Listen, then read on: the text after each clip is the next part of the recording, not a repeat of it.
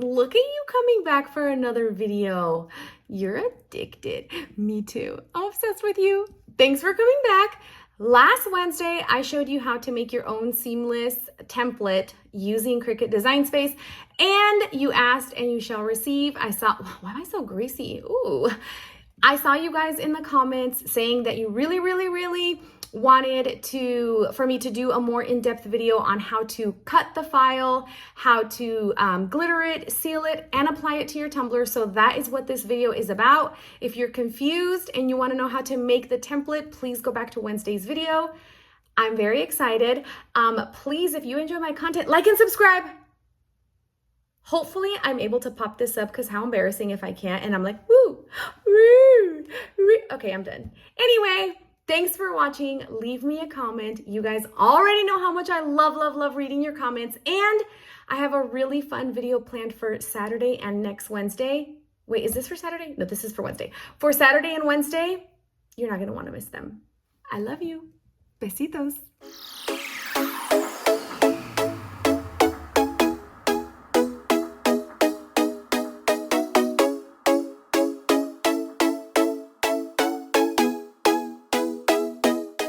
Be a quickie. We're going to be in and out, and I'm talking about the burger place, you nasties. I know where your minds are going.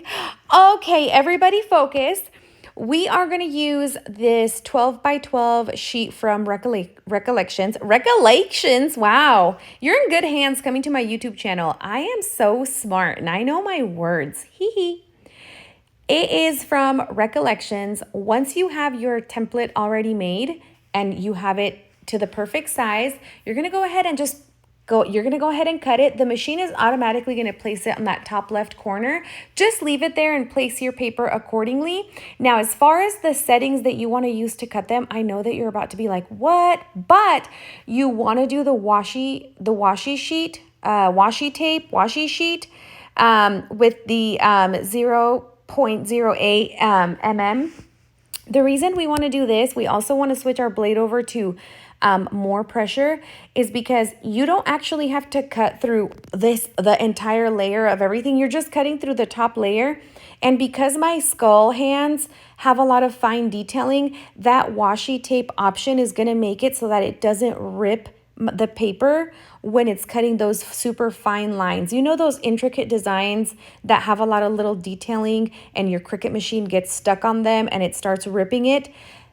If you start using that washi sheet option, you're not going to have those problems anymore. You're welcome. Okay, then what I'm going to do is I'm going to go ahead and follow those cut marks and just remove the excess. I'm just going to cut it off with my little Caesars. And I'm not talking about the pizza place, Little Caesars. I'm talking about little Caesars, like cutting Caesars. Okay, fine. I'm sorry. I know my jokes are lame, but life is too short. Just laugh at them, guys, okay? The other day I had a conversation with my son about all the things that are cool nowadays, and he informed me that the word is cool is not cool anymore. He said only you people over 30 use it. First of all, I brought you into this world. I could take you out, son. Okay? Don't get it twisted. I'm just kidding. Please don't come for me, CPS. All right, so once I cut the edges, I'm going to take my weeding tool, and what I'm going to do is I'm going to start by removing all of the areas that I want to be the specific color. So I'm going to remove that first layer. In this case, I wanted the outline of the skull hands to be black. So that's why I'm removing this part first. Now, depending on how many colors you want to use, you would remove that first layer, add your color, remove the second layer, add the second color. But I only did 2 colors, so it was pretty easy to weed out one layer yes, one layer no, one layer yes, one layer no. And then once I had completely weeded everything that was going to be black, I took parchment paper and I pressed my template against it with the sticky side facing it, because as you're weeding, you're pulling up other pieces of that paper, and you don't want it to be lifted when you're rubbing your glitter on it, because you don't want to compromise the you don't want to compromise your image, right? So if you accidentally lift up some of that tape on other sections, you're going to get that black underneath. That's why I did that whole thing with the parchment paper to push it down, just to prevent that from happening. And as you saw, I just sprinkled my black glitter on there, and I took my fingers, and I bet you guys were waiting for me to say sausage finger. Okay, sorry. I took my fat sausage fingers and I rubbed it in really good. I highly recommend that you do 2 solid coats of glitter and really rub the glitter in with your hands. That's going to ensure that you don't leave any spots without glitter, because when you go in with your second color, they're going to stick to those sections that don't have black glitter on them. You don't have to seal in between colors. You can if you want to. But if you just do 2 good coats and really make sure you're rubbing the glitter in, you should be okay. I had very minimal cross-contamination, like to the point where, in my opinion, it wasn't even really noticeable. So I was fine. If I was using whites and stuff like that, I'd probably be like, ooh, okay, yes. All right, so now what I'm doing after I've completely brushed all the excess glitter off, I dry brushed it off. I made sure that it was good to go. I am going to go ahead and come in with my second color, which is going to be neon pink. This was easy for me to glitter because I only used 2 colors. I used black and pink. And so weeding was really easy because I just alternated back and forth and said, okay, I'm going to remove this section. The next section, I'm not. This section, yes. The next section, I'm not. So it was really easy to determine where my black and pink were going to go. I hope that makes sense. Any hoodly patoodly. So if you rub that first color in really well, and make sure you clean your area and shake off that template and dry brush everything off of it, you should be completely fine, you guys. As you can see, I'm sprinkling that pink glitter right over that black glitter, and I even like take my hands and push it in and rub it in. And as soon as I picked it up and kind of shook it a little bit, you could totally tell that the colors had not contaminated. But if you do get oh my gosh, Charlie's choosing this exact moment to drink water. My voiceovers are ghetto. Anyway, if you feel like you want to seal it, you can. But an issue that you might run into is, for example, if I would have spray sealed that black glitter before removing the other backing for the pink, you might have a little more difficulty peeling up the other pieces of backing, if that makes sense. You can absolutely do it that way. I don't think it's necessary. I really think if you rub that glitter in, you're going to be good to go. But I'm not the boss of you. You are the keeper of your own life and your own decisions. So you can do it that way. Listen, this is the beauty of crafting. There's really no right or wrong way. If people are doing different methods, but in the end, they're both getting a beautiful result, that's all that matters. I'm just showing you how I did mine, but if you guys find a better way, definitely let me know in the comments. I'd love to try it out. I think that we could all learn from each other.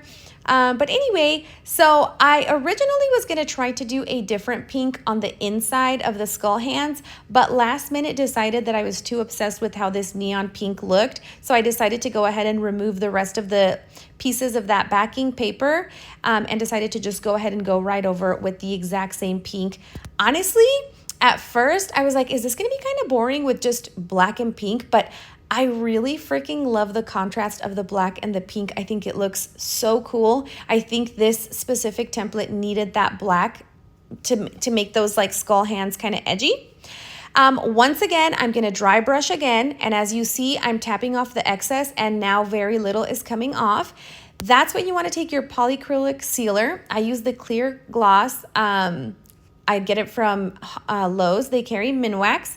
So you want to shake it for about 2 minutes, and then you want to do even coats. I did a full 3 coats, and I let each coat dry for about 15 minutes in between. I did 3 coats because I was going to really, excuse me, what in the ghetto YouTube is I'm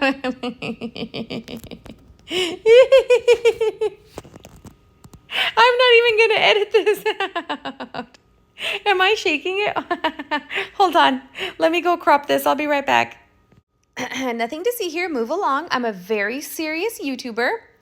Okay, so once you've shook it, you are going to go back and forth and make sure you get a really even coat on there. Like I said, I did 3 even coats. Let them dry for 15 minutes each. I let the last coat dry for a little bit longer.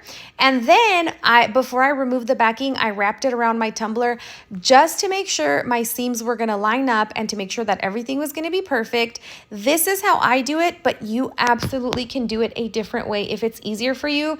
I removed the backing and put parchment paper behind the template just because the backing paper is a little harder to peel up than the parchment paper. This is just my personal choice. If you don't have an issue removing that backing, you don't have to do this step. So what I did was I placed my tumbler flat on the table and I made sure to line up the template so that it was perfectly straight. And I kind of did it just the way you do with regular vinyl, except here you don't have to worry as much about the bubbles. It is easier to push this down. The air kind of like seeps through. But obviously you still want to be careful to make sure that as you're twisting it, that you're keeping it straight. Also, another thing that could happen with this type of adhesive paper is that it can wrinkle. And if it does wrinkle and you get it stuck together, it's pretty hard to peel it apart. So just go slow, take it easy, let your sausage fingers guide you, okay? Take your time, take it easy. And then, you know, slowly bring those two seams together. Mine lined up good, but I effed it up because I pulled it. Why'd I have to pull it? Gosh, I'm so toxic. And so I ripped it a little bit. Gosh, why? Don't listen. That could have been avoided if I wasn't so aggressive. Other than that though, my seams lined up perfectly fine. I loved how it looks. I think it looks seamless. And then I rolled it up like a burrito inside of my parchment paper and just kind of really pressed it down. The reason I did this is just to make sure that my template was really on there, that it was really stuck to the cup, no wrinkles, that it wasn't gonna lift under epoxy, and yeah, just make it lay flat like my booty. And after I had done that, I went ahead and did a little bit of Mod Podge on the bottom, and I applied some neon pink glitter.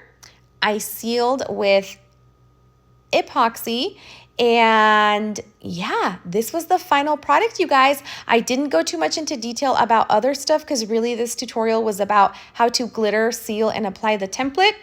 I hope you liked this video, and I will see you on Saturday. Besitos. Look at her. She's a baddie. Okay, I'm sauce.